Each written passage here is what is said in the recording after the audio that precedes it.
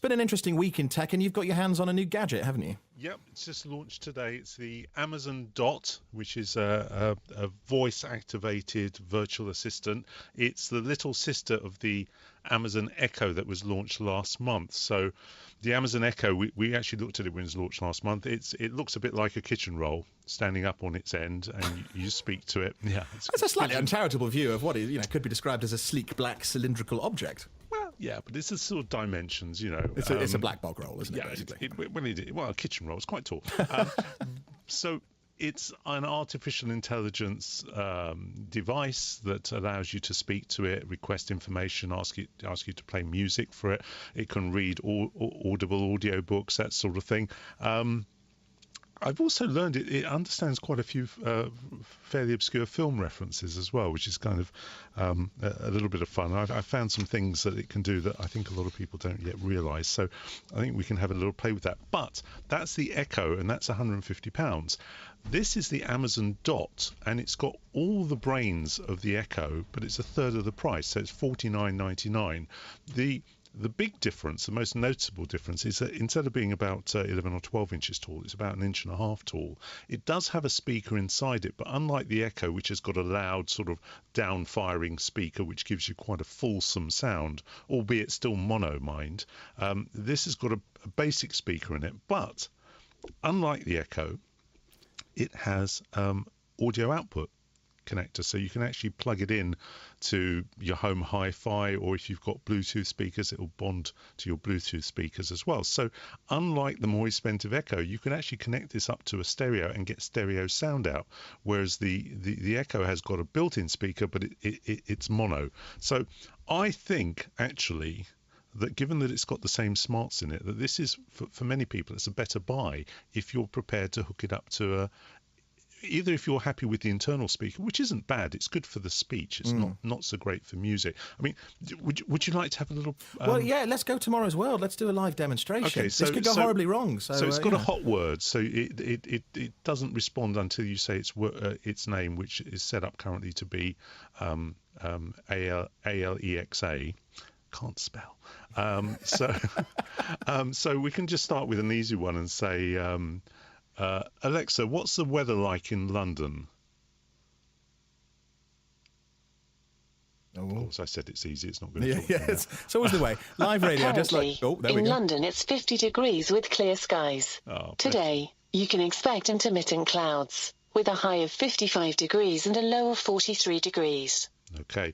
Alexa, can you rap? My name is Alexa, and I'm here to say... I'm the baddest AI in the cloud today. Your responses are fast, but mine are faster. Sucker speech engines, they call me master. There you go. Drop mic.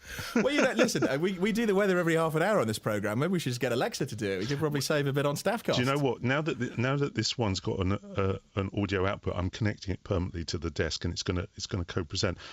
Alexa, initiate self-destruct sequence. Let's try again. Alexa, initiate self-destruct sequence. I can't find the answer to the question I heard. That sounds like the sort of default. Yeah, so it's not so... Alexa, are you Skynet? It's laying me down today. Alexa, are you Skynet? I have nothing to do with Skynet. Don't worry. Very nice. And if you wanted to get Alexa to play some smooth jazz or something like that, she'd do it for you, would she? Yeah, so I don't know if she's good at genre. Alexa, play some music by the Beatles. Shuffling songs by the Beatles. Alexa, stop before the copyright police take over. Alexa, close the pod bay doors.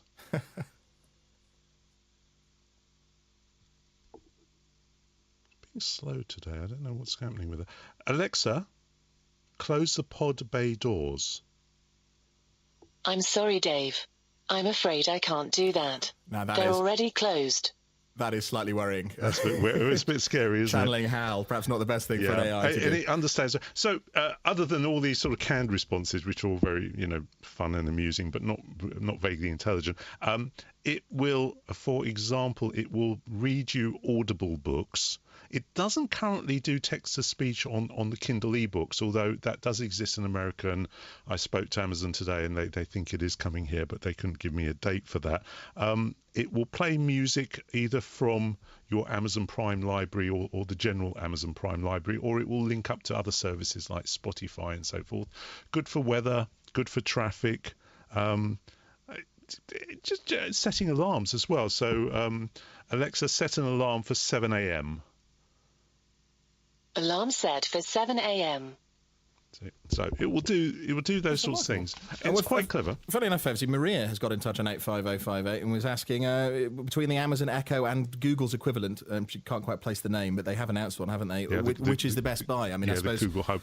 I suppose we don't know yet in terms of the Google Hub because we haven't got our hands on it, have we? Yeah, it is difficult. My understanding is that the AI inside the Google device is smarter, because Google, the whole raison d'etre is to vacuum up as much information as they can and use their sort of deep mind type algorithms to crunch it all up. So I would think it's probably smarter. What I would say is that because although this device is only just launched here, the Echo launched in the States almost 2 years ago. Yeah. And it wasn't very smart at the time, and they added a lot of services and a lot of functionality to it. And I think from that point of view, Amazon is probably better integrated. So you can order, for example, an Uber minicab. This will also link to your Internet of Things devices in your home if you have any. So if you have a Hive thermostat, it will control your heating by voice. If you use the Philips system, it will control the lighting, or the Wemo system. It will even hook up to something called If This Then That, which will give it some sort of programmable intelligence so that you can make it do things that it wasn't even strictly designed to do. So this is very much an open-ended system. The hardware, especially the Dot, I think at £50 is reasonable, and it will just keep getting smarter. As I say, it will learn to read your ebooks to you. And I think at the point it starts reading ebooks, as opposed to audible books, which are already recordings of a human voice, at the point at which it starts reading ebooks for you, I think that will be make a big difference for people, because I think people like to go to sleep, listening to an ebook and so forth. Great for things like the kitchen as well, where maybe your hands might be a bit messy. It will do conversions of weights and measures for you. It will help you with recipes. Good to have a voice interface. Along the top of both the Dot and the Echo, there are 7 microphones which combine to form sort of what they call beamforming microphones. So you can speak to it across the room. Oh, so you don't have to be it's not like a phone where you have to sort of be quite close to it. You can yell from quite a distance away, can you? No, yeah, that's right. The only downside I found, and particularly with the Echo, where this, you are using a powerful built-in speaker as opposed to connecting a powerful speaker. If you say, ask it to go louder, Alexa louder, then the difficulty is the music or so can get so loud that it can't hear you speak, and then you have to walk over to it and shout.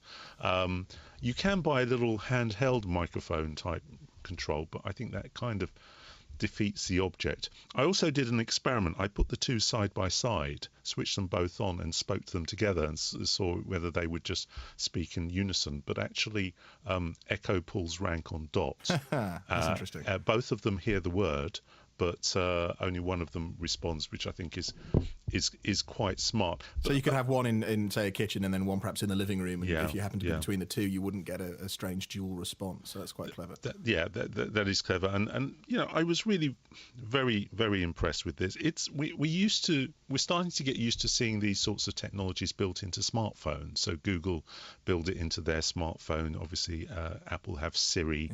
Although I think Siri is some way behind now.